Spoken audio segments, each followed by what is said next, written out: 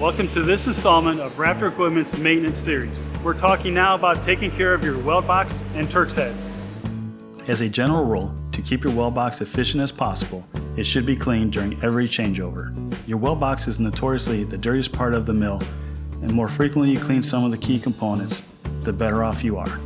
All slide surfaces, whether it's your yokes, roll shafts, or housings, should be scrubbed down, inspected, and stoned in order to keep all surfaces defect-free. Keeping these components clean will make your Weldbox more efficient and easier to adjust. On the Turkshead, the same applies when it comes to straightening your product. The spray nozzles, if your Weldbox has them, can become clogged from the same dirt and grime. Turn off the nozzles and take a pick to clean them.